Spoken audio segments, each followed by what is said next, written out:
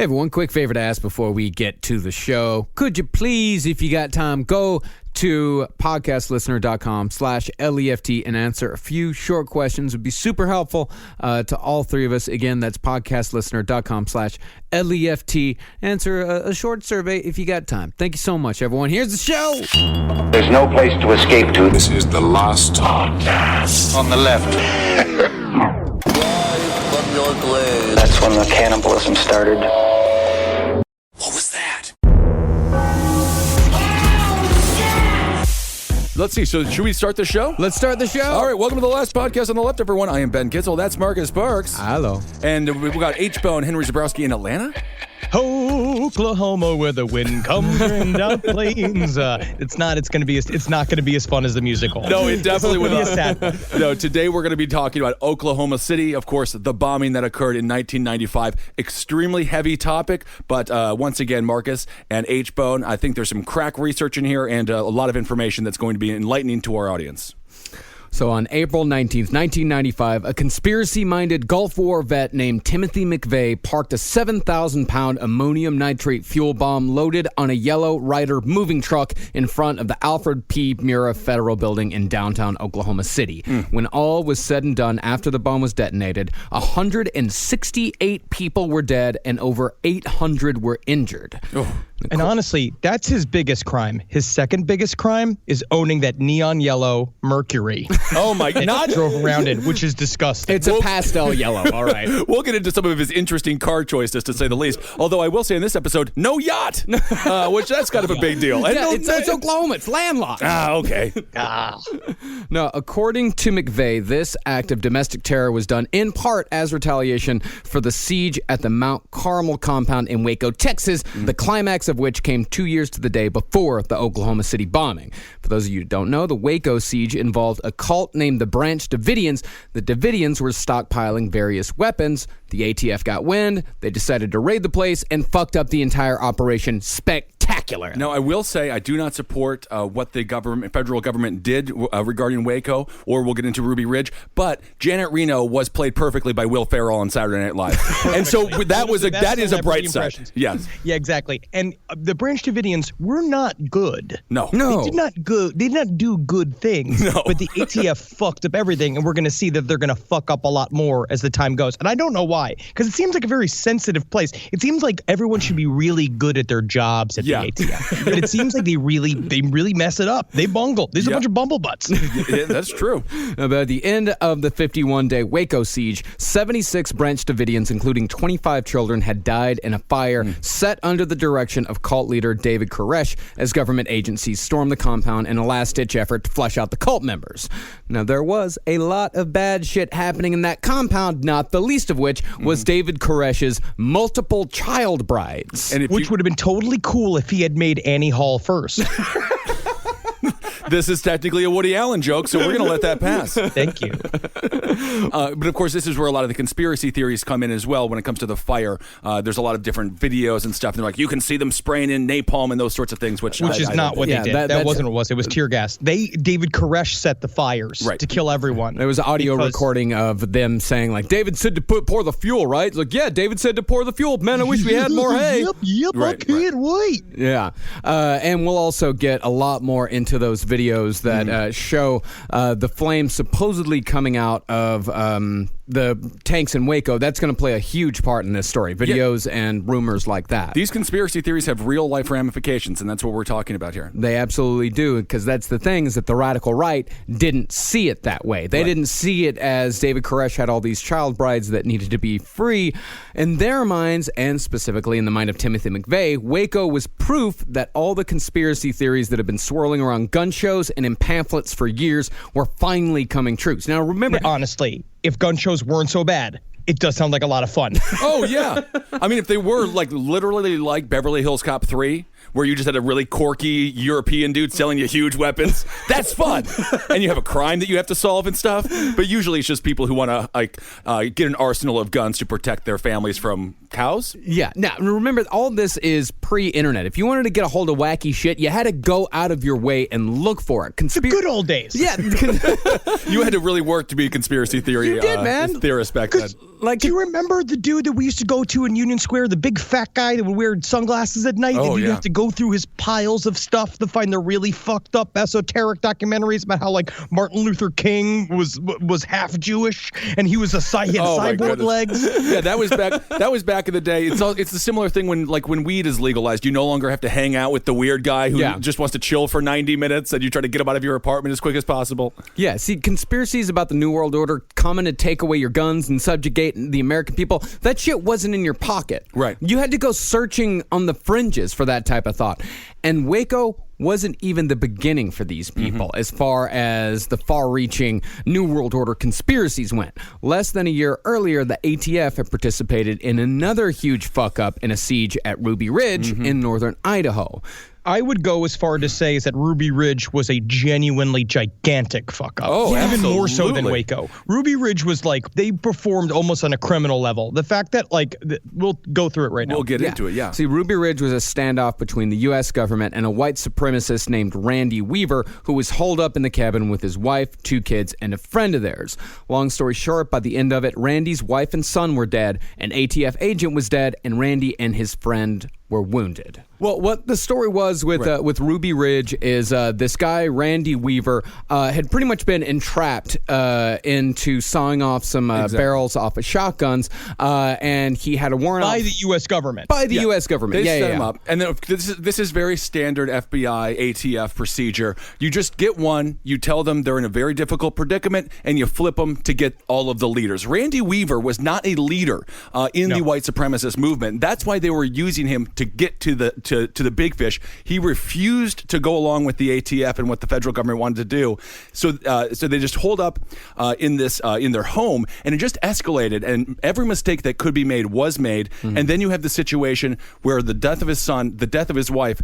The ATF, the FBI did not realize they shot his wife, and they consistently used him. They would tell him to just let your wife free, and then we can negotiate. And he thought that they were taunting him. Yeah, he sat in that house with his dead wife for a week before Can they you finally imagine came that? out. Yeah. So McVeigh, he used these 2 incidents to justify his actions. Yeah. Here's McVeigh saying that himself. Who started the war? And who was the aggressor? That's how I look at the Murrah bombing. To me, it wasn't the start of a war, it was a counterattack. The war had already been started.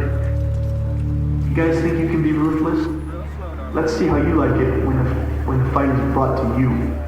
And Go fuck yourself. Oh, my God. That's what I say. I say go fuck yourself. That would be the appropriate response. But this Ruby Ridge was really amplified as well by this character, Bo Gritz, who was a big leader in the white supremacist movement, also at the time running for president.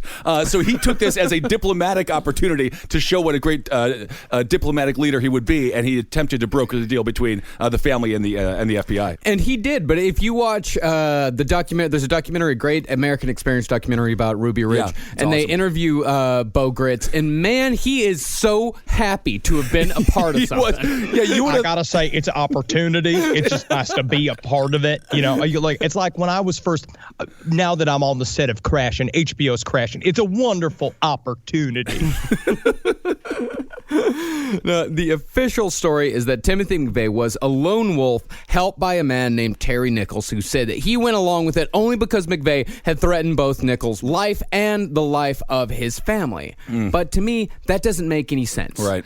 If you look at the history of mass murder in America, lone wolves are sick people. They're guys like Charles Whitman at UT, who had a brain tumor, or Sung Cho at Virginia Tech, who had more mental problems than we have time to go into here. And a very strange YouTube account. My goodness. Yeah, I mean, Timothy McVeigh is not writing Richard McBeef. He should have, though. Right. Honestly, though, if he could have just managed to channel his anger into song, the songs would have been horrible. Yes, but at least they would have been songs. Now, Timothy McVeigh was not sick. Sure, he no doubt suffered from PTSD from his time in the Gulf War, which we will get into, but McVeigh was not sick the way Sung Cho was sick. McVeigh was radicalized. Absolutely. He was a part of a gigantic network. I think he was completely supported. I'm with you, Dog Meat. on that whole front. He was given a copy of a book called The Turner Diaries that we're going to go into more deeper detail next episode. But that book is going to be sort of like the invitation to the Aryan Nation that is going to move people. This is American ISIS. It's essentially, and like people like Louis Beam, who came out and said this idea of leaderless revolution, of little pods of people doing gigantic, horrible, violent acts that he hoped would just happen without a central network, which is terrorism. That is domestic terrorism. Yeah. Absolutely. Yeah. I mean, Timothy McVeigh is he is the definition of domestic terrorism. He's the poster child of domestic terrorism. He is the Garth Brooks of domestic terrorism. Don't bring Garth Brooks into this. Every time you bring up Garth Brooks, I'm forced to get defensive because the Thunder does roll, and we have to remember that the Thunder rolls. It's not just a weather report; it's also a great song. You know who was the face of domestic terrorism before this, which is sad that he got bumped? The kid from Problem Child. If you really take those movies like a serious crime drama, he was horrible. Dennis the Menace. Yep. American terrorist. Now, in this series, we aim to show just how Timothy McVeigh got to this point, how he was inspired by a white separatist, quote-unquote, patriot movement that still thrives and is defended to this day, and how irrational conspiracy beliefs justified McVeigh's actions to himself. We also plan to show how it is very possible, if not probable, that there were many more people involved than just McVeigh and Nichols, and how the entire thing, just like 9/11, 6 years later, could have been prevented if not for the incompetence and short-sightedness of a few law enforcement officials who weren't listening to what their people were telling them. And they were actively fighting one another. They were in competition with one another, not fighting for the greater good of the American people, which was what they should be doing. Yes. I think the term short-sightedness is the most important thing. Like, yes, they did fuck some things up, but mostly it was about they just wanted to have the crime be closed. They wanted the case closed. They wanted Timothy McVeigh in jail, and that's it. Because the complicated weaving of getting into how do you shut down Elohim City? How do you shut down, like, the CSA? All these gigantic networks, these white supremacy networks that were sort of hidden. The white supremacy part of it just hid the patriot movement. It's weird how they used all that hate rhetoric to just be like, oh, it's just a bunch of idiots in the mountains talking about how they hate other races, but actually they were preparing for a war against the U.S. government. And again, Ruby Ridge and Waco had happened previously. The FBI was kind of licking their wounds. They didn't want another situation like that. Or the ATF. The ATF specifically. Yeah, absolutely not. And the ATF not wanting another situation like that is partly what led to Oklahoma City. But again, Janet Reno, played by Will Ferrell on Saturday Night Live. That was funny. That was funny. But before we get to the life and times of Timothy McVeigh and the movement that at the very least inspired him, we're going to cover the actual bombing itself. As we know, a lot of our listeners are either too young to remember or may not have even been born before April 19th, 1995. God, it makes me so sad. we just had Joey Fatone on set for Your Pretty Faces Going to Hell. It's a bit of a spoiler alert. Calm down, ladies. I know. He brought it up that it's the 20th anniversary of the NSYNC coming together next year. And I was like, that's horrible. That's ridiculous. NSYNC can vote? Oh, no. And they were 1 year away from drinking. NSYNC's been able to vote for 2 years, man. Oh, Where my you been? God. That's crazy. But before we get into it, we have to cite our main sources here. The first is American Terrorist by Lou Mickle and Dan Herbeck. It's the book that was essentially endorsed by McVeigh. It's where he told his life story. Although it still doesn't paint a flattering portrait of McVeigh, this guy was the only guy that McVeigh actually talked to. It's also, there's no way it's going to be a flattering portrait unless it's a pamphlet at a gun show. There's no way you can sugarcoat the story enough to be like, you can't say all the details, but it's like, but also, he could have been an incredible dancer. He had an elegant arch to his feet. I mean, and as far as haircuts go, he definitely had one. It was definitive. He was very proud of his brush cut. He called it his brush cut, and that was one of the things that he hated most about being in prison was that he wasn't able to get a good brush cut anymore. Oh, poor guy. Sling blade looking country inbred sister fucking piece of shit. But of course, he was on death row, so this was an opportunity for him to really share his story and get his point of view out there. The other book that we checked out, and this one is the really interesting one, and it only came out a couple years ago after a ton of FBI files were finally released. The other book is Oklahoma City, What the Investigation Missed and Why It Still Matters by Andrew Gumbel and Roger Charles. This one refutes McVeigh's story in a number of ways and also gives a fantastic overview of everything that went wrong here. Okay, and the one thing I will say definitely in defense of this book, it has 80 pages of source material, of citing where it gets all of its different points. It's very, very thorough. It's a really cool breakdown. It's a little mind-numbing because it's a lot of details, but it paints a picture of why it was so difficult to investigate the incident and the evidence that points towards there was a whole network that was working with Timothy McVeigh. And also to prove that this book is valid and reasonable, in those 80 pages of source material, not one of the sources is InfoWars. So that's good. That's definitive proof. Guys, we got to give our support to our boy Alex Jones. Tonight's his big night. I don't want to talk his big about debut that. tonight. We're not talking about the Alex Jones Megyn Kelly interview. Well, Alex Jones is speaking of Alex Jones, Yes. Oklahoma City is one of Alex Jones's big inside job claims. Right. And he says that the entire thing was done to malign the quote-unquote patriot movement. The patriot movement is a white supremacist movement, and Big night for him tonight. I hope he shines. I hope he wins best cinematography. I don't know what he's going to do tonight, but whatever it is going to be fascinating. All eyes on him. Yeah. But yeah, this is the start of Alex Jones really starting to get into like inside job bullshit. Like Oklahoma City was one of his first big conspiracy theories. And that's what we're going to get into here. There were so many different holes in the official narrative. It was able to be filled by conspiracy theorists to then prove whatever point they want to prove, whatever narrative they wanted to create, they were able to create. Absolutely. And the reason why those holes existed was because of incompetence, right? Through and through. That's how it always goes with these. Is that the holes are always caused by incompetence that the government does not want exposed. It's not that they're trying to not expose evils that they've done. Sometimes they are, but most of the time they're just trying to cover up how badly they fucked up. That is the great bad investigations. Leave these incidents sort of like they become like a Sasha Grey. So many holes to be filled with conspiracy theories, and I think that and it's available for it, and it's hungry for it, and it's horny for it. Okay, well we did manage to get there. Very good. Now let's get to the bombing itself. Now that we've got Sasha Grey out of the way, thank God. Thank you. It's been burning. It's been burning in my pocket for a while. That's good. I'm happy it's been released. The genie is out of the bottle. Now, the site of the bombing was the Alfred P. Murrah Federal Building in downtown Oklahoma City. While there were offices for the ATF, Secret Service, and DEA in the building, it was mostly run-of-the-mill government offices. It was stuff like Social Security, Housing and Urban Development, Veterans Affairs, Army recruiting, and just like a lot of other buildings like this, there was a daycare there as well.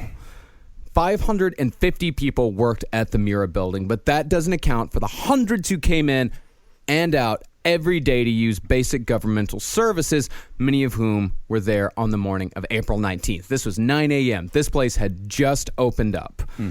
So McVeigh was faced with a choice. He could very well have set a bomb to explode in the middle of the night, when fatalities would be kept to a minimum. But McVeigh didn't want to just destroy a building. He thought that the only way to catch the government's attention would be to rack up a high body count. Terrorism. And as far as the loss of innocent life went, McVeigh rationalized it by comparing the people inside to employees on the Death Star. Woo, woo, woo. We've got a nerd alert. We've got a nerd alert. We've got a nerd alert. Woo, woo. Another way for George Lucas to get his merchandising. That's right. Into American events. So this is out of Timothy McVeigh's. This is his actual analogy. He equated them to individuals who worked on the Death Star from Star Wars. His mouth. Directly from McVeigh's mouth. In his rationalization, while not every person on the Death Star was individually guilty of crimes against the galaxy, they were still serving on behalf of Emperor Palpatine, in this case represented by Bill Clinton. It's not Which real. I actually really resent, because Emperor Palpatine definitely could not still get an erection. Oh, absolutely Bill Clinton not. could. He definitely could, to his own detriment. See, McVeigh thought of himself as Luke Skywalker. Oh my God! I can't even with this jerk off. I'm like, I am like a little Luke Skywalker, if you think about it. Well, that's just like Luke Skywalker, because Luke Skywalker also wanted to fuck his sister. Well, this is kind of Inbred. Shit, fuck. All Stupid right. haircut. Well, Ben, me and you were kind of talking about stuff like this on the last episode of Top Hat. Yeah. Where a lot of these people, they want their lives to be movies. Totally. They want their lives Yep. to be simple movies with bad guys. They want to be the hero, and they want it to all be wrapped up in a nice little package. And we have 168 innocent dead people because of this moron's trying to live the extension of a film that he loves. Mm-hmm. Also, Timothy McVeigh was using set-up rhetoric. He is parroting things that he has heard. He has sat and thought about the statements he was going to make. All of this is rehearsed. I imagine that they used pop culture in a lot of their recruiting material. Yeah. There was Oh, a lot sure. of that where it's just like, so it's because it makes it a very simple, attention-grabbing description of your action, and it's so easily printable in a newspaper, which is what they wanted. Now, by blowing up the Death Star, in this case, represented by the Mura building. Yeah, can you imagine the daycare of the Death Star? Yeah. McVeigh would be seen as a hero, striking back against an evil empire. It goes back to John Wilkes Booth. He thought the same thing. They all think they're going to be heroes. It never happens that way. Never You're works. never They the all hero. die in fire. They all get murdered. You're a fucking moron. Yeah. It never works different. In reality, 80% of the people who died in the blast had no connection whatsoever to law enforcement. They were just regular people going to work in a government job to make ends meet. Yeah, just trying to get to the weekend so they can go fishing and try to forget that they work at the Murrow building. Yeah. The exact number is 138 out of 168. Had nothing to do with any one of those apartments. And it's not even just, you're just talking about the ATF too. This is 9 a.m. This is before the big guys even get in. Yeah. You're literally looking at low-level ATF employees. It's fucked up. So just a little before 9 a.m., Timothy McVeigh, according to him, pulled the yellow Ryder truck on the side of the road and lit the first fuse. Soon after, he lit the second while waiting at a stoplight. He then pulled the Ryder truck into a drop-off point cut into the sidewalk on the north side of the Mura building, got out, put in a pair of earplugs, and walked towards his getaway car. Now, apparently, one thing that may have happened is that was his second plan. That was his backup plan. The first plan is that he was supposed to go into the underground garage underneath the building. But the fucking idiot didn't realize how big the Ryder truck was and spent 15 minutes backing in and out of the front of the fucking parking structure. God. And they said, because there was eyewitnesses that say that you see him around driving the Ryder truck because basically he's scrambling to come up with the next plan, which is like, you figure that'd be the first thing. You've been casing a building for months. Right. And you didn't fucking think about the stupid truck. Right. And so now he lit the wick. And I mean, this does take a lot of patience and a lot of calm. I mean, obviously he was calm to be able to drive around with a loaded bomb that was lit. He was he was extremely calm the entire time. It's crazy. Yeah. And that's why you were saying earlier, that's why he's not nuts. He's very focused. Not nuts. He is extremely focused. Yeah, he's not unstable in any way whatsoever. This man knew exactly what he was doing at every turn and felt good about what he was doing at every turn. And McVeigh's getaway car was a pastel 1977 Mercury Marquis that McVeigh had parked just a few blocks away with a note on the window that read, "Not abandoned. Please do not tow. Will move by April 23rd. Needs battery and cables." And that just shows the confidence of white people that you could just put a note in there. You're like, oh, they'll understand. It's like, everybody understands notes. That's as good as honor. That's an honor code. Yeah, that is the definition of a dumpy car. That whenever you leave, you're gonna be like, "Not abandoned, by the way. I'm just going to shop at Costco. I will be back in 20 minutes. This car is a functioning car." I am just a dirtbag. Yeah, that's it. Yeah, he spent $300 on that Mercury Marquis. Wow. Pastel yellow, had a big rust spot on it. He is just the kind of special douchebag that car dealer needed to see that day. He's like, "Oh, my wife is going to leave me if I don't sell one car, and all I got is this pastel piece of crap." Oh, hello, man, Timothy. Look at this guy's haircut. I'm moving this car tonight. But before McVeigh could even get to his car, the bomb detonated at 9:02 a.m. with the power of 2.5 tons of TNT. This is a recording of the blast as captured by an audio recording of a routine local government meeting being held in another building. With regard to this proceeding, basically there are 4 elements that I have to receive information regarding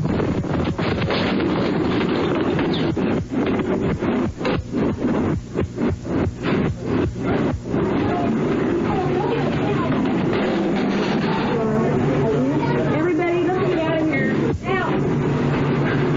Watch the electricity on! What's so interesting, that is such a great audio description of it was just a mundane day. Yeah. It seemed like a very boring meeting that was going on. It was a water board meeting. Oh, well, that's kind of exciting. But, I mean, just this 4/19/1995 was just a day. Yeah. And for this to happen, I mean, that is, again, as we were talking about, this is the definition of terrorism. And that blast, I mean, it blew out. The blast was loud enough to blow out the recording on this video. That was loud enough.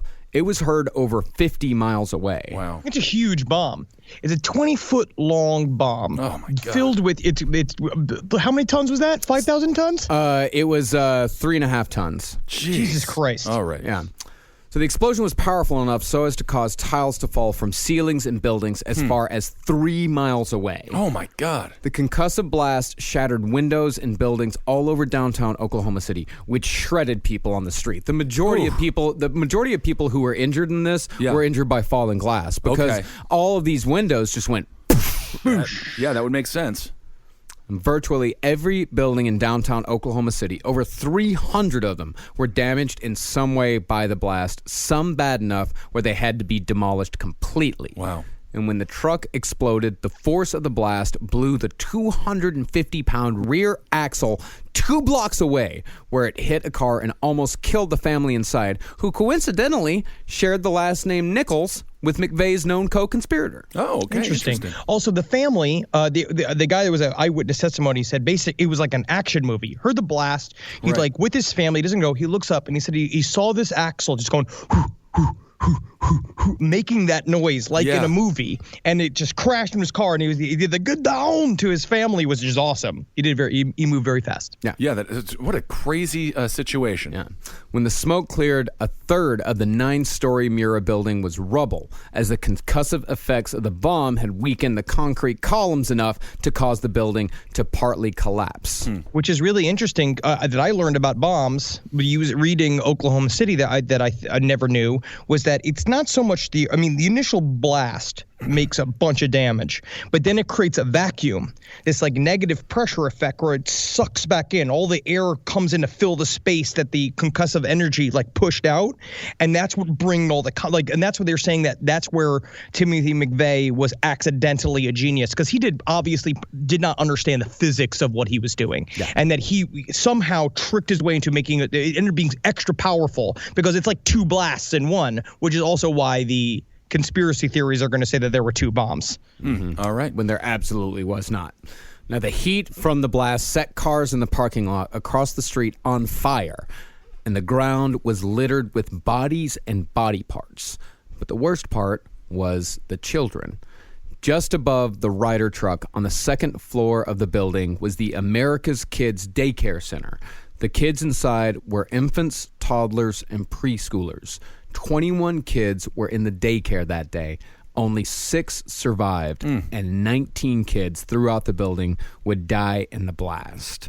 McVeigh would later say that he regretted the children, but never expressed any remorse whatsoever. In his words, the children, as well as the non-governmental workers, 69 people who were just there to get their Social Security check or some other bullshit that day, were nothing more than collateral damage. He is ridiculous. That's the words that he used. Well, he learned a lot of that from his time in the Gulf War, and he had this kind of whole concept of like that was the part of it that was going to incite the race war. That was what was going to finally do it. That's what he wanted. He wanted that. So he never even even saying the terms that he regretted it. He didn't give a shit. I don't know. It's a little controversial, but we talked about this on Top Hat as well with regarding Dylan Roof. We got to ban people with bad haircuts.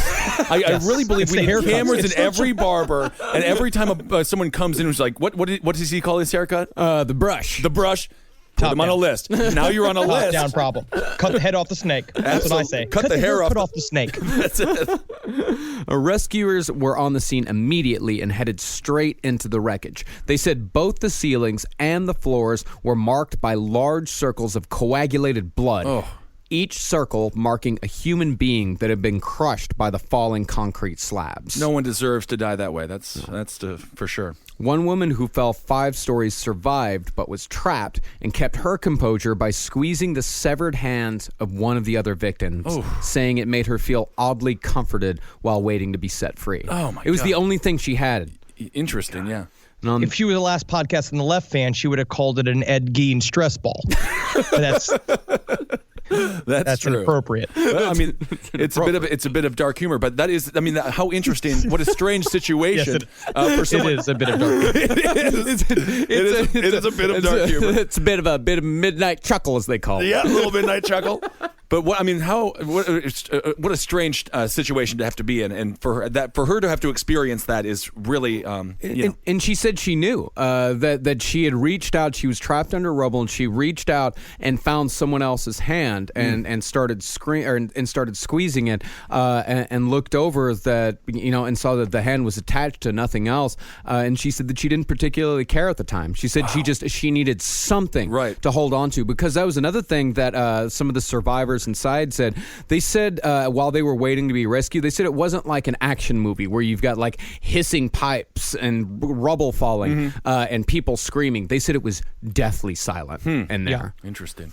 Now, one of the most tragic stories was that of Dana Bradley. She, accompanied by 3 members of her family, was at the Social Security office to get her son a Social Security card that day, her brand new baby boy. And when the truck bomb exploded, Dana's mother, daughter, and son were all dead, and her sister was badly burned. Dana herself was trapped under the rubble and had to have her leg amputated at the knee with a pocket knife. Oh my goodness. It was so fucked up because they literally had to go to the triage center and they grabbed the ER doctor that was the head of the department that was there at 9 o'clock in the morning. And they grabbed him and they have to do this. And he was a very fat man.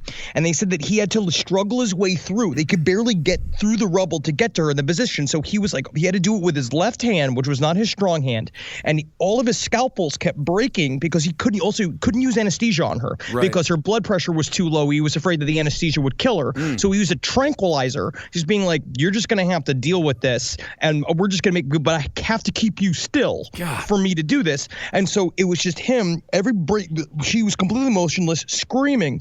And he used his scalpel. Each one kept breaking until finally he got someone's pocket knife and managed to finally get the last tendon because he had to cut through the worst part of her knee, like the most complicated part. And that's fucking horrible. Not a good day for anyone. I mean, this was an act of war, and that reminds me of a scene out of a hospital from the Civil War. Yeah. I mean, it was just, oh my goodness, limbs everywhere. Yeah, Dana, along with most of the other trapped survivors, were down in the basement, which rescuers dubbed the pit, because burst pipes were slowly filling it with freezing cold water, which made the rescue process all the more urgent. It's never good when where you are has been dubbed the pit. Very rarely is that like that. Oh, that means we're having a better time than other people? Unless you're at the People's Improv Theater on 29th Street in New York City, the Pit, where you could get cheap improv classes and even cheaper comedy shows. That's right. And it was incredibly dangerous to be in there as well. Well, one thing also interesting in the first wave of looking for survivors is that there was all this money everywhere because the ATF offices, like their evidence room blew up. So money and guns are everywhere, and these confused officers are running around like trying to save people, but also just picking up just handfuls of cash. And eventually, like the commanders had to say, leave the fucking money. We're getting these people. It was very complicated. Yeah, just a surreal scene. Yeah, absolutely. Now, after the 2-week rescue attempt was over, only a handful of people had been saved from the rubble. And predictably, just like with the construction of the World Trade Center, most of these deaths could have been prevented for just a few dollars more. All right. The columns of the Alfred P. Murrah building were reinforced with rebar. Had the building used hoop steel instead, a change that would have accounted for 1/8 of 1% of the construction budget, the building would not have collapsed, which is how the majority of the lives were lost. Had the government spent just $18,000 more on this contract, no more than 20 people would have died as opposed to 168. The government, they probably did this under the guise of cutting the budget, but then That's exactly what they did. Yeah. Because the whole point is the reason why they wanted to use hoop steel, because that was earthquake proofing the buildings. And they were like, oh, there's hardly any earthquakes here. And also they didn't want to make it some big oppressive government building because you had HUD there and you had the Social Security office. So they wanted it to be this kind of friendly place. And the reason why now all buildings, like if you try to go into the new World Trade Center, if you try to go in there, you are frisked, treated like a criminal as you go in there, because this is why now, because now every government building has to be completely made to this specific code. And also the idea that you could even get a van that close to the building is really insane. Yeah, it's absolutely insane that he was allowed to park right up in front of it. Not just right up in front of it, but right below the daycare center. Because the daycare center was directly above where Timothy McVeigh parked the Ryder truck. And in fact, when he got out of the truck, he would have been able to look up and see kids' drawings in the window of that. So you think building. that he knew it was a daycare center? He absolutely knew. He absolutely did. He Okay. cased the building before. They said that he came in weeks before. We'll go into the next episode, but he came in asking about the back entrances to the daycare and was very interested in how many people were there. And also, there was a controversial change of management of the daycare that caused a lot of people to not bring in their kids that day, which is very interesting too, is that a lot more kids could have died, but the woman that everybody loved had just left, and they had a new boss there, like a new runner of the daycare, and they didn't trust that person, so a lot of people didn't bring their kids. Yeah, it was just a stroke of luck that worked out that way. Furthermore, the Mura building only had one guard on duty at any one time, and the building was actually left totally unguarded for 5 hours a day. Now, while there was no possibility that McVeigh knew of the structural weaknesses, he sure as hell knew about the holes in security and chose Oklahoma City over buildings in Omaha and Dallas, partly because of that. Because the people in Omaha and Dallas, you weren't able to drive a truck right up to the front entrance of it. I gotta say, the only way that it would be acceptable for the Murrow building to have one security guard is if that security guard was the dad from Family Matters, because he would have done a great job protecting that building. Too old for this shit. I mean, just taking a shit. And while most people around the world were flabbergasted that this happened in Oklahoma City of all places, local law enforcement officials knew that something like this could happen, and to their credit, tried to prevent it. The local head of the Federal Protective Services, whose whole job is to protect places like the Mura building, put together a detailed report outlining each and every one of the Mura building's vulnerabilities. But his bosses wanted to keep the building as, quote, a place where people wanted to do business. Right.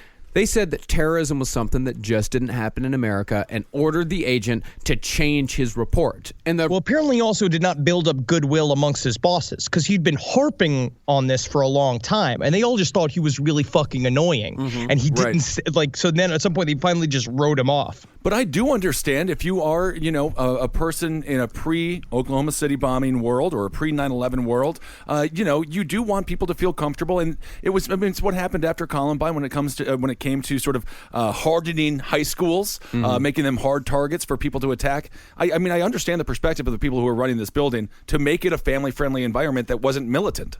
Absolutely. Well, they didn't know. There's a middle ground, though. Yeah, I know. There's absolutely a middle ground between like frisking people as they go inside to get a driver's license and leaving an entire front entrance completely open for somebody. And the security cameras were fake; they weren't connected to anything, so there was no footage of the actual bombing.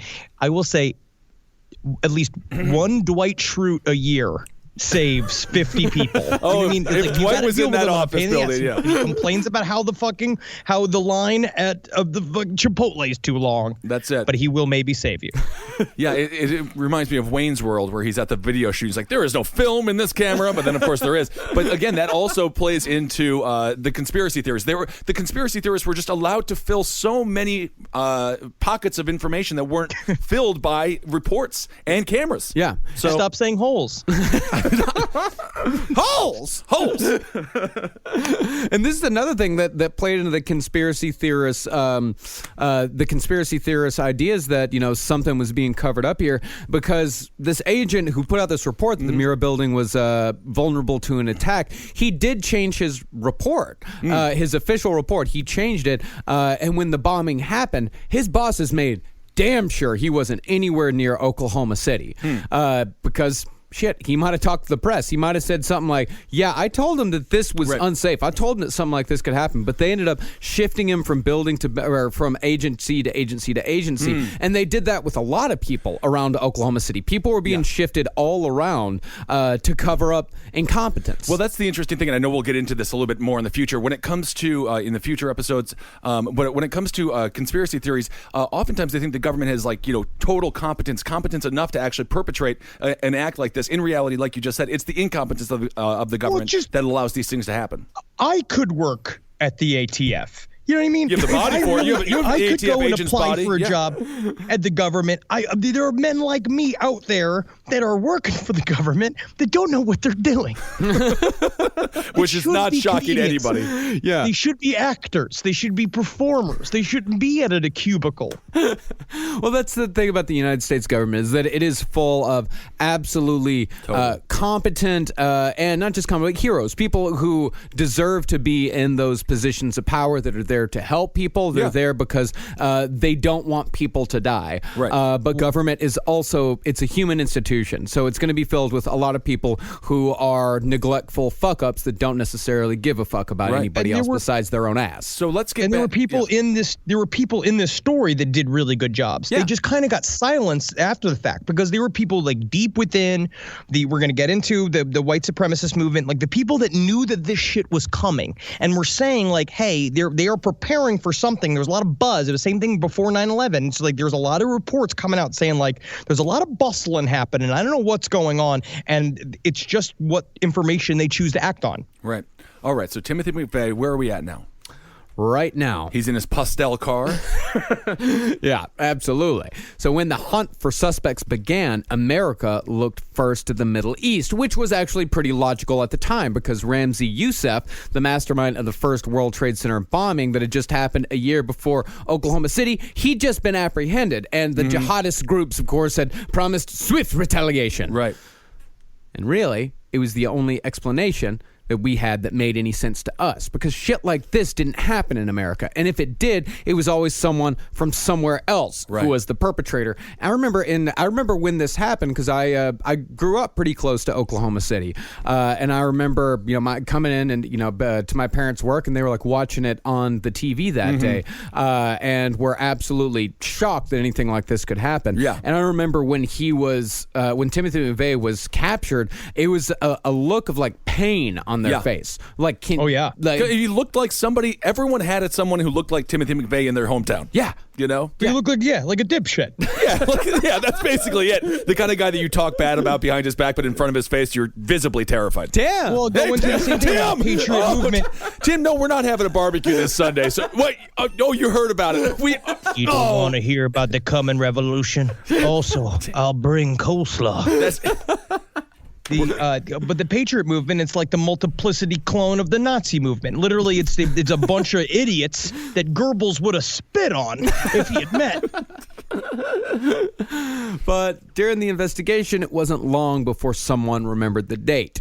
April 19th, 2 years to the day after the siege at Waco had come to a deadly and fiery end. But that was Bob Ricks, the head of the FBI in Oklahoma, who technically should have been in charge of the investigation. But we're going to find out there was a lot of corruption with who was being put in charge. But he understood. As soon as he saw it popped, he was they were sitting in the office and he was like, this is the second year anniversary of Waco.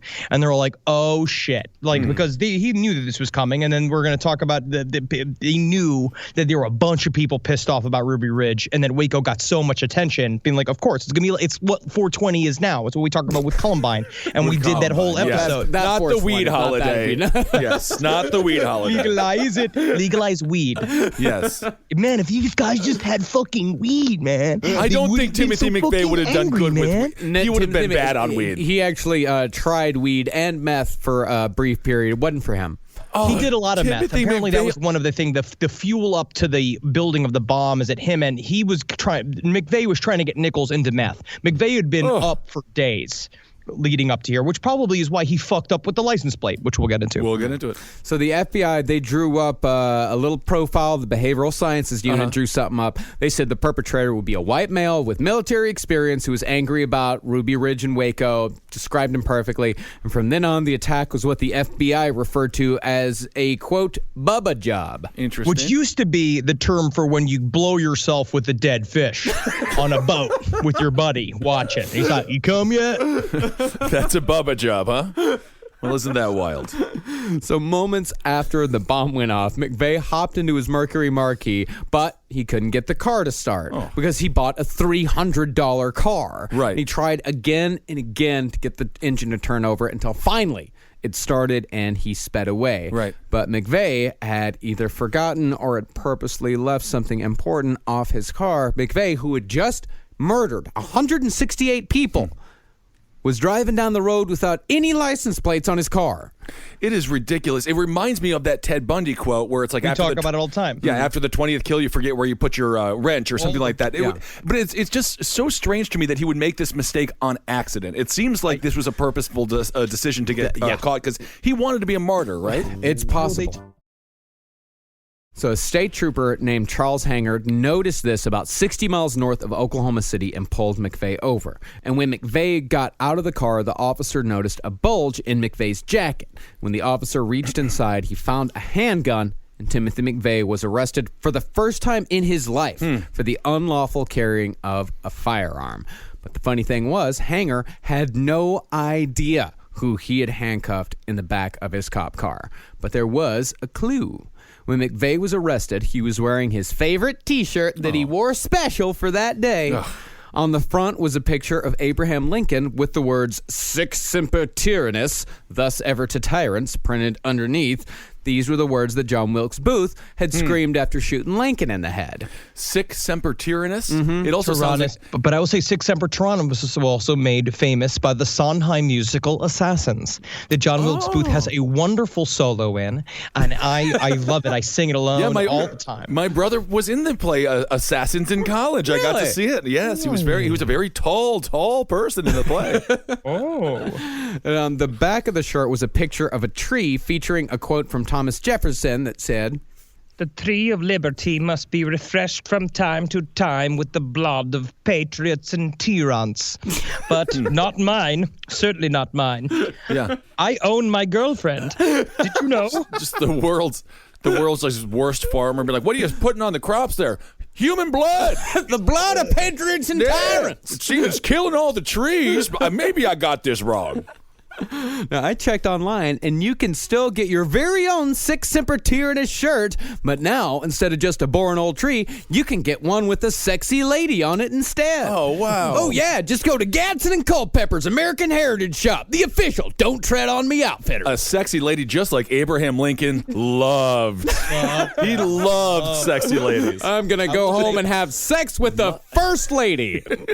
I can't wait to go shopping there because the sound hood I'm wearing currently is very warm. Yes. And I think that they probably have a whole collection of very breezy hoods for me to wear with face holes cut out perfectly for hiding sound. You could also buy a deck of cards with girls in swimsuits holding guns. You know what it's called? What? Guns and Buns. Guns and Buns. That's wow. Every time I play poker, I also want to be reminded that I'm lonely.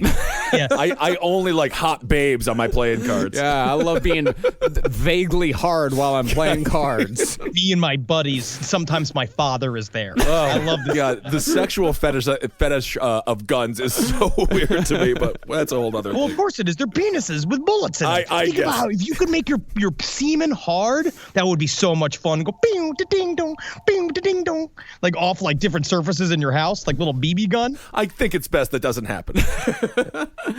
So it wouldn't take authorities long to catch up to Timothy McVeigh. The first break came when the rear axle of the Ryder truck was found 2 blocks away, the same one that almost took the heads off the family huddled in their car for safety. The axle had a VIN number stamped on it, which was traced to a place called Elliott's Body Shop in Junction City, Kansas. When they checked the paperwork, they found that the truck had been rented to a man named Robert Kling, one of McVeigh's aliases. Okay. But when the body shop employees were interviewed, they found that McVeigh may not have been alone when he rented it. This claim has become one of the most contentious points in the whole Oklahoma City saga. Sketches were done of both men, with the first one undoubtedly being of McVeigh's square-headed possum sourpuss. Yeah. He really is such a sourpuss. Yeah, he is. He does not smile. No. He's a tight-faced little fucking prick. But you know for a fact he would be just like that couple who were laughing, like furiously laughing. And I looked over this is on the airplane, and they were watching Frasier. I have a feeling Timothy McVeigh would be like, I don't like comedy, but Frasier, he gets me every time. But the other sketch was of a heavy-set man in a Carolina Panthers cap with olive skin. That man, to this day, is still known as John Doe number 2. Okay. Who we'll get into on the next episode. Either way, the sketches were taken from door to door in Junction City until finally a woman who worked at a local motel called Dreamland recognized sketch number 1. You look like you want to say something about Dreamland. Dreamland? No, it's just like, we got rooms. You can rent them by the hour, or you can rent them by the half hour. That's it. Some kind of It's just Dreamland. it's obviously not a place. Like, they must have been stunned. He's like, I'll spend the night. The night, sir? We've never had someone spend the night here at Dreamland. Wait a second. Are you a millionaire? Or you just have nothing to lose? When they checked the register, they found the name Timothy McVeigh. They also found But that a fucking idiot. Well- he used his real name. He's just the idea that he could do anything alone. We'll talk about this. But it's just, he's so fucking square-headed and stupid. And, I literally think he ran out of creative juices. And he's like, well, what's an alias? I already did Robert Kling. Timothy McVeigh. That's my name. Richard Clang, Richard Clunk, Richard Crink. What about Timothy McVeigh? Oh, that's my name. Dang it. I never understand people having a hard time coming up with fake names. I could come up with fake names all day long. Go. Jim Anderson, Jim Sanderson, Jim Randerson, John Randerson, John Anderson. You just keep coming up with names. Robert Bimbo. Marcus Parks. Mr. Robert Bing Bong.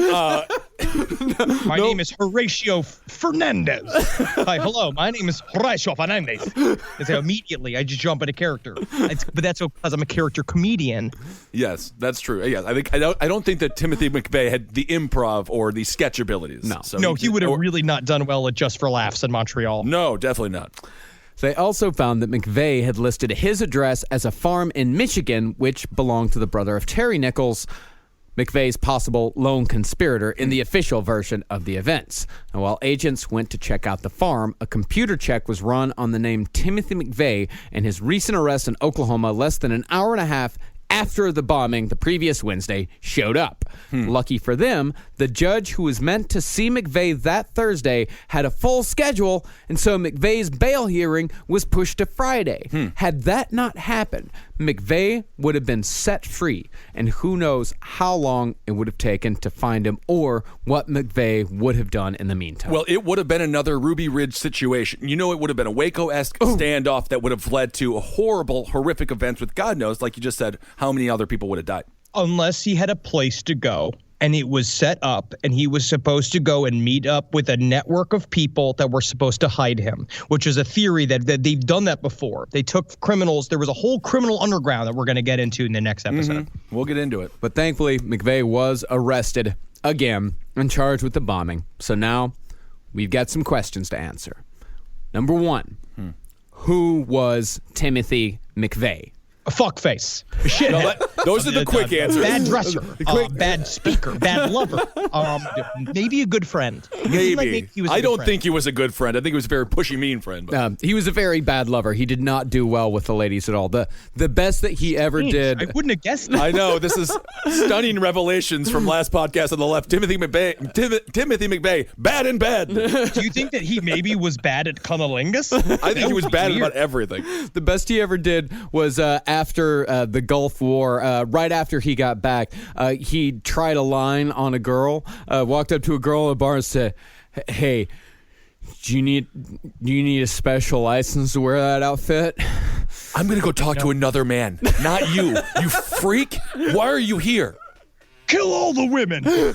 Kill all the women. They don't get my charm. I'm the most charming man in the world. And him and Elliot Rogers start hanging out. Exactly. Number 2, how did he get to this point? He's an idiot, gullible. He had no skills. He was destroyed by the war. We'll get to this. Short answers again. I'm enjoying Henry's quick hot takes on it. And number 3, who else was involved? Yes. I tell you what, I certainly hope it's not Big Bird from Sesame Street, because that was the last honest thing. That was like the last good thing. It's like him and Mr. Rogers. If Mr. Rogers shows up somewhere in this investigation, I'm going to be very upset. Absolutely. No, those are great questions, and we're going to answer those in the next episode, because, I mean, that's how we avoid these future acts, going forward here. We have to find the root problem, and that's what we talked about on Top Hat as well in this last episode. It's so contentious right now, and it is social media driven, and it's interesting to see these people. Or we just continue doing what we've always done and what we will continue to do, which is ignore the problem, let it grow like a cancer in our bellies until it destroys the entire country, which I think at this point it's like, I mean, it's going to happen. So let's just have fun with that. Well, let's not. Let's try to avoid it at all costs. We can all try to avoid this. Well, we can see with Oklahoma City and the kind of gun show culture that was going on in the 90s and in the 80s.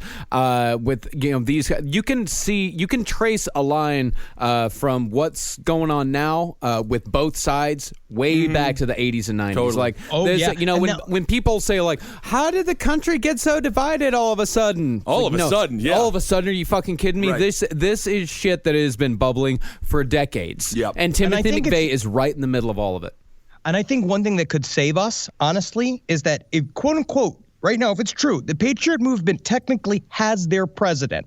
They have it now. You got a couple of real white supremacists that are in the White House they're a part of making policy, and so they're watching them fuck it up. And it's kind of fun because I think it's going to take the steam out of their fucking ship a little bit, realizing now you guys got the job and you're not doing it right. They love what they're doing. So that's kind of the sad truth. Yeah. They're different perspectives, Henry. There are more than one. Yeah. They're actually extremely happy with what's going on right now. They have never been happier in their entire lives. Oh my goodness. All right. Well, that's episode 1, Oklahoma City. We got a lot more to get to, a lot to cover with this story. It's an intense one, and I think more relevant than ever, really, with our current times. And let's take a look at these domestic terrorists, and we got to nip it in the bud before we have another act like this. Yeah, without a doubt. If anybody else, if you meet anybody that gives you the Turner Diaries, you got to run. They are not your friends. They're not your friends. It's not about Tina Turner. It's not fun. I'm going to say we've been called a problematic fave. I'm going to call the Turner Diaries a problematic fave because it is, it is a doozy. Yeah, I actually don't really want you reading the Turner Diaries, to be fair. 'Cause you've sort of adopted some Scientology lingo, and you kind of absorb everything. This is different. I'm reading the Turner Diaries on my computer and look up in the mirror and see me dressed as Gary, literally as the White Devil, reading this book, and controversial. All right, and check out Your Pretty Face is Going to Hell, of course. Yeah. All right, everyone, thank you so much for listening. Let's see, we got to do Patreon. Thank everyone so much for donating to the Patreon. You're the only reason that we can do this and travel all around and do the live shows. I want to thank everybody in Indianapolis. We had an incredible time at CrimeCon. Oh, CrimeCon was great. So fun. So we'll definitely, whenever we're invited, we will be there for CrimeCon, Also, I hope, anyway. It was fun to see that CrimeCon, we were surprised that it was sponsored by Oxygen, and I thought it was great. And also, most of CrimeCon was the little ladies from The Keepers. Oh, yes. Like tiny old ladies. There was one adorable old lady who came, because we were selling T-shirts, and one adorable old lady who's like, I don't know what you boys do, but are you interested in a cold case? I'm like, yeah, please. And she pulls out, and pulls out her little folder and gives me this one sheet that has all of the information about her pet cold case on it. She's I found this knife in the gut of a dead girl. Ma'am? I don't know, ma'am. Did you kill her, ma'am? Yes. No, that was unbelievable. What a fun group of people. Yeah. And everyone could come together and not feel weird. And, that's always so great. And great to meet a lot of our fellow podcasters out there. Yep. You guys are awesome. Yeah, it's cool to see there's like a little true crime podcast community out there. Absolutely. And we want to thank everyone that came out to Hi-Fi the venue. It was incredible. Hi-Fi. That was one of my favorite shows ever. Love it. Also, the CrimeCon had such a funny thing of like a fake chalk outline of a victim. Oh, I know. These old ladies are up there taking pictures pictures Yes. of it. And you're like, don't you fantasize about this. You're the victim. You are always the victim. The sad thing is I walked by it and I was like, I'm too big to be the victim. And we saw sniffer dogs, cadaver dogs, which are so We cute. did. But I say, You're so cute. give them a break. You know, let them clock out. But they were incredible. They were. They liked it. They bounded around when they ran. They did. But then it's like when they do achieve like their great accomplishment, it's just a dead body they have to find. Give them a And they're pizza. laughing and they're wagging their tail like, it's a mutilated corpse. It's such a... Also felt a bit nervous being like, I had weed. I didn't even realize that. I had weed in my pocket when we walked into the drug dog center. Oh, I'm my just like, God. Oh, fuck. There's just a... How did Henry die? Drug dogs. They took him down. Oh, Henry, those were cadaver dogs. You were fine. Yeah. Yeah, Marcus is the one with the human thumb in his pocket. I don't have thumb, human. I don't know. Don't have. You don't have. No. All right, everyone. Thank you so much for listening. Let's see, Patreon. We got to thank everyone for that. Yeah, thanks everyone for giving to our Patreon. If you feel like we deserve a little bit of cash for what we do here, you can go and give at patreon.com/lastpodcast on the left. If you give just $1, you get advanced ticket sales to all of our upcoming shows. We've got a lot of shows that we're about to announce here in just the next couple of days. So go follow us on Twitter to see when we announce those. That's right. And the Twitter is at LP on the left. You can find Henry on Twitter at Henry Loves You. Dr. Fantasty on Instagram. Marcus Sparks is Marcus Sparks for everything. I'm Ben Kissel and Ben Kissel1 on Instagram. Yeah, so fucking check out your bullshit. Hail Satan and fucking cut your rage. Don't plan a terrorist attack. I say write a book. Do something else. Have fun with it. Play a song. Play a song. Write a wonderful poem. Make your own kind of music. That's what I've Even always if said. nobody else sings along. That's the sad. That is what people do on the train on a regular basis. Make your own also- kind of music. That's not- Sing Yes. your own special song. And thanks for supporting all the shows here on CCR. Hail yourselves. Hail me. Elgin. And congratulations. Let's do it. All right, it's time for Patreon shout-outs. Thanks, everyone who donated. Hail yourselves, Magustalations. You're all the best. Shout out all the way from Patreon. All right. You guys are the only reason we exist, and we all love you very much. Okay, I will begin reading some names. Daniel Gorman. Thank you so much, Daniel. Thomas Barton. Pat Brown. Damon Tang. Daniel Kurzek. Kurzek? Daniel Kurzek. Sounds like a good military man. Kurzek. Get in here, Kurzek. Gosh darn it, I've done something that was... no, I dropped the mortars. Oh, not good. Matt Kelly, Justin Burkhardt, Ryan Jones, Katie Aldal Welch, Thomas Llewellyn. I feel like I've read that one before. Thomas Llewellyn. Llewellyn. Also a very fun name. Tristan Tate, Vladimir. Oh my goodness, Marcus, this one's Russian. You have to read it. Vladimir Vajnovic? I think it's Vajnovic. Vladimir Vajnovic.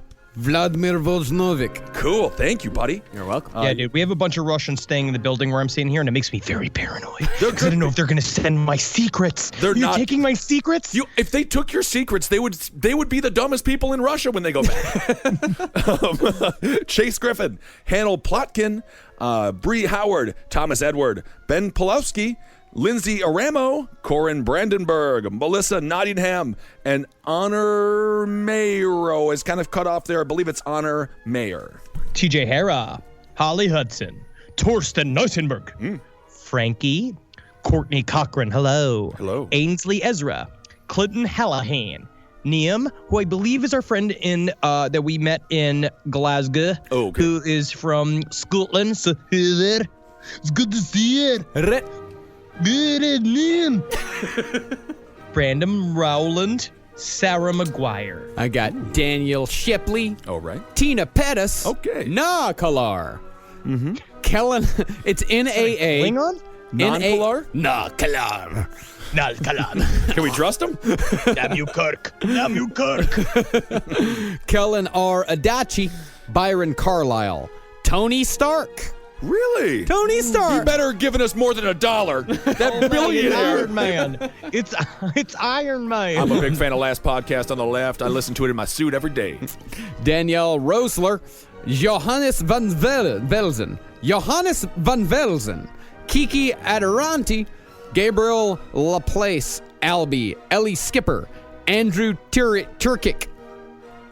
I think it's Turkic. All right, Turkic. Alex Cantrell, Christopher Wormald, Megan DeLeon, Mitch Wheeler, Kenny Shackelford, Lindsay Dapp, Jessica, and TJ Hara. Thank you all so much. Okay, I've got a fella. His name is Evan Bourbon, which is kind of fun. Bourbon, which I like. Evan Bourbon. Chelsea Stumpf. Anastasia Mapes. Anastasia Mapes. I love that name. Anastasia. If I'm saying that remotely close to right, I like that name. Okay. Kevin L. Gouge. Audrey Lewis. Mike Horanda. Jane Andraka. Ian Price. Hillary Leanne. I believe it's Hillary Leanne. Tristan Powers. Christina Lindsay. Marissa Smith. Blake Bonafide. Daniel Zach. Emil Majoris. I believe it's Emil Majoris. Laura Abraham. Preston Snow. Lo Grant. Michael Nudine. Caitlin Hadley. Nico Mora. I feel like Oprah. I want to give them all cars. You get a car. Tori and David Micklewayne. Caitlin Usselman. Ian Palazzi. Ooh. Simon Pickus. Alex Dybel. Jesse Chandler. Alexandria Scott. Michelle Opert. Treeby, Nick Morris, Jennifer Seifring, Zach Donahoe, Ryan Reynolds. No. That's the Green Lantern. We've got the Green Lantern and Iron Man listening to the show. He's better as Deadpool, so let's keep it. Oh, yeah. Deadpool. Green Lantern? That was Green Lantern. Don't you? He will always be my Green Lantern. Ryan Reynolds, will you please come and take me out of this? Please just come and just save me. I'll do anything. I'll lick up your cum on your wife if you want to. Yeah, that's what I'll do. I'll be your little towel. If you could be the chubby sidekick to Ryan Reynolds in a superhero movie, you'd be set. Please, make it happen, Ryan Reynolds. Nick Aldridge, Jared Hoon, Ali Sante, Benjamin Weisberg, Angela Cortese, Dominic D'Agostino, Kimberly, and Angela Hauser. I got Jameson Paulson, Brock Bender, Stuart Browning, Sergio, the French Stewart victim, the French Stewart killer, Randy Gates, Shauna Lawler, Michael Meyer, Rebecca Anderson, Jake, Savannah Wells, MJ Hall, Peter Baker, John Romero, Ash Lee. Oh. It's Ash Yeah, Lee. I like that. Oh, yeah. Craig Allen, Ethan Swicegood, All right. Jonas Missing a show in Sweden, Nilsson. Oh, okay. I guess he wants us to do a show in Sweden. Okay, we'll do it. I'd We love would to love to go to Sweden. I'd love to go to Sweden. We would love to go to Sweden. Please. That's my accent of it. Trevor Hine and Favor.com. All right, favor.com. Thank you so much. Alex, I got Alex Gutierrez,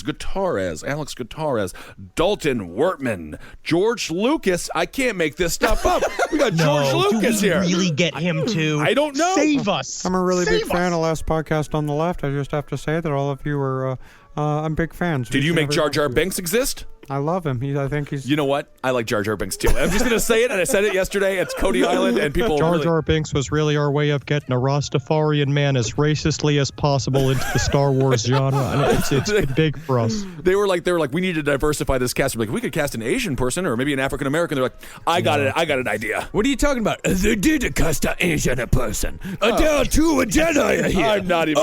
This is a horrible. I'm just glad he's doing it. I know. I know. That was the characters of the. We have betrayed the Federation. Oh, right. George Lucas, thank you. Lacey Schwindenhammer. I love that name. Schwindenhammer, Lacey. Chloe Rush. Keir Nathan. Jumbo Jet Timmons. Zane Diltz. Larissa DeMarco. Katie Fitch. UKHC. Gina Forte. James Coco Rickus. James Coco Rickus. I like that. Coco Rickus. Andrew Robinson. Aaron Thomas. Hector Trujillo. I'm just going to... Trujillo. Trujillo. Trujillo. Let me see it. Hector Trujillo? Right there. Yeah. Trujillo. Hector, Trujillo. how do you roll the Trujillo.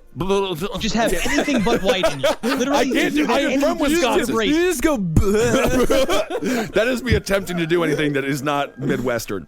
Hector Trujillo. Whatever. Henry, hold Marcus, you said it. Kevin Lovett, Janine, Katie Robinson, Adam Murphy, and Sarah Blum. Thank you so much. Now, I will say this. If you are looking for a fake name, this is a very easy way to get one. You listen to the Patreon shoutouts and just choose one. Emily Reed, Robert Jordan, Lena Weinberg. It's got an umlaut on it. Weinberg. Christina Carls, Brian Houghton, Robert John Parry IV. Wow. God. One of the co-conspirators with Timothy McVeigh. Danielle Pugliese, Brandon Nunez, Dan Bunyan, Chad Williford, Chance Kennedy. Hi, I'm Chance Kennedy, and this is your Action Sports. Oh, my God. Bobby Bonilla. That is your only sports reference to this day. Wait, Bobby Bonilla gives to our Patreon? What? No. Oh, that would be amazing. If we got I'm some reaching big out to him, though. Okay, please do. Michael Brown, Matthew McDowell, Margaret McMillan, Alyssa Karras, Anna Cox, Parker Joseph Sestarik, Emily Fishman, All right. Matthew Schmidt. Thank you for your money. I got Madison Rose, Char, Scott Ryan, Christoph Kubicki, Lucy Warman, Eric Taylor, Bailey Kalaji, Stephanie Zalza, Tyler Haas, Christopher Hubbard, Jill Citron, Margarita Sanders. Ooh. I like Margarita Sanders. I love it. It's my favorite. She's just like, she's in an intervention right now for her alcoholism. Like it was a cute name for a while. That she legally changed her name to Margarita. Oh, I love the drink and I like the politics. Catalina Windy Picnic. I hope that's a real last name. We're from a long line of Windy Picnics. This is Ted Windy Picnic. I'm Robert Windy Picnic. Samantha Windy Picnic. Deanna. Honestly, that's a bummer. What's worse than a windy picnic? You got chips going everywhere. Oh, that's true. Deanna Gordon, Carl Toole, Cole Geisman, Emma Murray, Stephen Hendrickson, Diana Masoner, Victor Lopez, and Aaron Jacobson. All right, I got one more list here. We got Patricia Jurgelet, Ursula Juggalette? No, Jurgelet. Jurgeleit. Jurgelet. Patricia. Ursula Sakowitz, Denise Balbay Holt, Anna Badorf, Daniel Perez, David Moore, Connor, Peter, Jeffries, Simon Dowd, Ali Kaluzny, Morgan Goads, John Rogan, Serena, Jason Aquaviva. That's amazing. Ooh. Jason Aquaviva. Athens Tac, Amanda Toke, Daniel Ponzio, Matt Antholzner, ladies and gentlemen. Pascal Labonte Cloutier. Oh, this one. Oh, this is more of a statement. Miranda, I think you guys are all sexy. Ben Kissel, I'll wet your whistle. PSLMDR. I think we lost a little bit, but that's nice there. Ken Thompson and Sonia Christensen. To round it up, I got Alicia Durick, Kristen Crowley, Kyle Brannon, Jonathan Trumpour, Mandy Bowles, Heather Butler, Emma Cozy, Amy Braun, Amber Utley, Dee Erdine, Renee Rafat, Greg, Jamie Peterson, Allie Luttrell, Kathy Shriver, Chris Baum, BK Jenkins, Adam Stariha, Chris Lewis, Dominique Conesiali, and Joe Kleinvolterink. Thank you all so much. Ooh. You're the only reason this has been made possible, and we love you. Give me more of your money. Don't demand it. Don't demand it. Trust me with your money. I will be No one trusts you with their money. What's the best thing that you spent money on, Henry? The sound hood. The sound hood that I'm currently in. That works for the show. If I can give everyone a little bit, if I could tell them what I spend my money on, I was able to get Invisalign this week. He did. His teeth are fucking horrible. You're going to lose that pumpkin charm, and it's going to be great. You're going to be so much less pain. I've been waiting. I got an email from my dentist that they were doing half off Invisalign this week, and I said, you know what? The Patreon money has allowed me to do this, so I'm going to get my teeth fixed. That's amazing. So you're going to hear me talk about that for the next year. Can't wait to hear you talk about teeth. I really, honestly, I'm looking forward to you being well and being happy and being fulfilled. That's Thank right. you. Hey, as we say with all of you as well. Hail yourselves. Hail Satan. Hail Gene. Hail me. Oh. Magostalations, you piece of shit. You're a piece of shit. Give me your money. Give it to me. Magustalations.